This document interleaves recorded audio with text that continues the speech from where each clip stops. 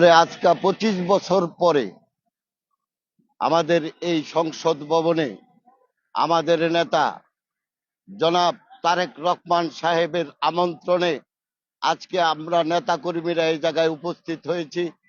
আমাদের অনেক আনন্দ এবং উচ্ছ্বাস আমাদের মধ্যে প্রবাহিত, আমাদের সবার মধ্যে সঠিকতার সাথে আজকের আমাদের নেতা আমাদেরকে কি কি নির্দেশনা দিবেন সেই নির্দেশনা মেনে চলার জন্য আমরা এখানে সবাই এসেছি। আমরা নারায়ণগঞ্জ জেলা 2500 থানা থেকে আমাদের নেতা নজরুল ইসলাম আজাদ সাহেবের আমন্ত্রণে আমরা আজকে এখানে উপস্থিত হয়েছি। হাজার হাজার নেতাকর্মী আমাদের সাথে আজকে এখানে উপস্থিত হয়েছে।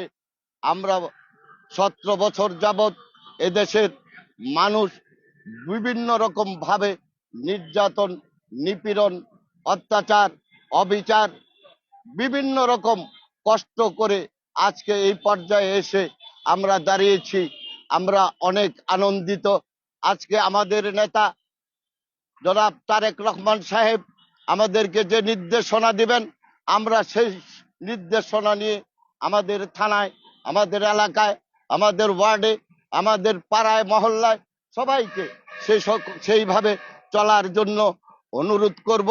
সেভাবে চলার জন্য সবাইকে কথা বলার জন্য সবাইকে সম্পৃক্ত করে সঠিকতার সাথে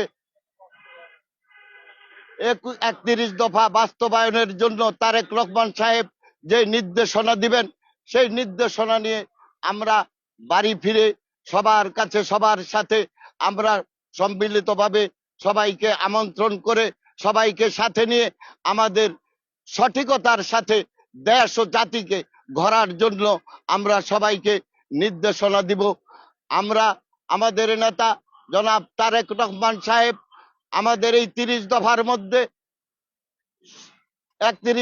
মধ্যে একটি ফ্যামিলি কার্ডের ব্যবস্থা করেছেন, ব্যবস্থা আছে। সেই ফ্যামিলি কার্ডে সবাই পাবে, সেটা আমাদের নেতাও পাবে, আমিও পাবো, সবাই পাবে। যদি কেউ নিতে চায় আর সবাই নিতে পারবে, আর যদি কেউ নিতে না চায় তারা সেটা তাদের ইচ্ছা। এবং আপনার যারা আমাদের দেশের ধন্যাঢ্য ব্যক্তিবর্গ আছেন, যারা আমাদের দেশের সুনামধন্য ব্যক্তিবর্গ আছেন, তারাও আমাদেরকে বিভিন্নভাবে রাজনৈতিক নির্দেশনা, আলোচনা, পরামর্শ দিয়ে থাকেন এবং সেই ব্যবস্থাও রাখা হয়েছে একটা আলাদা মন্ত্রণালয় ঘরে। তাদেরকে আমন্ত্রণ করে তাদের বসার ব্যবস্থা করা, তাদের পরামর্শ সংযোজন করার জন্য আমাদের নেতা এই 31 দফার মধ্যে সেই সকল কর্মকাণ্ড রেখেছেন। কৃষক, শ্রমিক, তাঁতি, জেলে, মজুর সবার জন্য 31 দফার মধ্যে সবকিছু রয়েছে।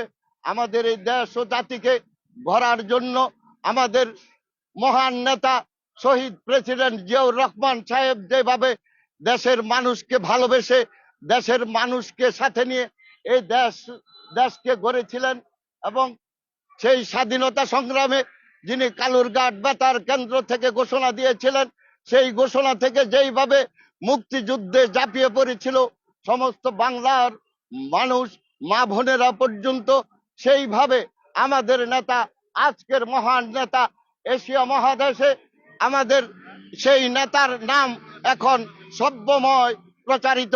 আওয়ামী লীগ যখন বই খাতা খুললেই, তাদের জবান খুললেই আমাদের নেতা তারেক রহমান সাহেবের কথা নিয়ে আলাপ আলোচনা করতেন এবং বিভিন্নভাবে নির্যাতন করার কথা বলতেন, বিভিন্নভাবে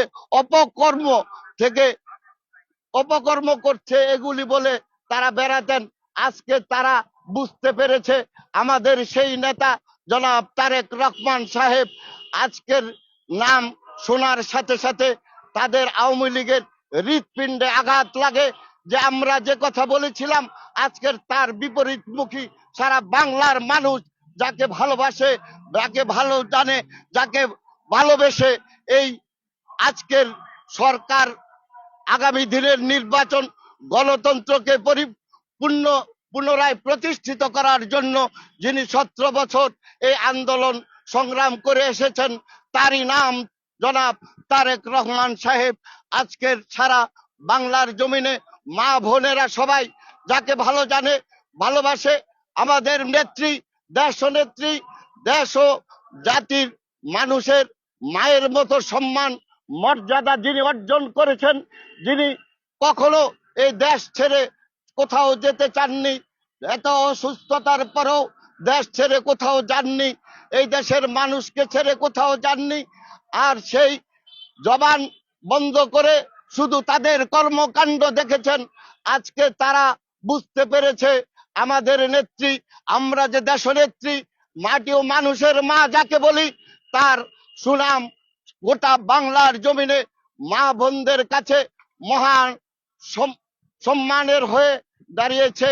আমরা সবাই আজকে আমাদের দেশ, আমাদের আগামী দিনের রাষ্ট্রনায়ক, আমাদের আগামী দিনের ভবিষ্যৎ, আমাদের নেতা, আমাদের এই দেশ ও জাতিকে দেখভাল করার জন্য যিনি আগামীতে আবার এই দেশের রাষ্ট্র পরিচালনা করার দায়িত্বভার গ্রহণ করবেন, আমরা আশা করি আল্লাহ যেন ওনাকে সেইভাবে মর্যাদাশীল করে আগামী দিন দেশ ও জাতিকে রক্ষা করার জন্য, দেশ ও জাতিকে পুনরায় গঠন করার জন্য, সর্বস্তরে গণতন্ত্রকে প্রতিষ্ঠিত করার জন্য সবাইকে নিয়ে একই সাথে সম্মানের সাথে ভালোবাসার সাথে আগামী দিনের রাষ্ট্র পরিচালনা করার দায়িত্বভার পান গ্রহণ করেন।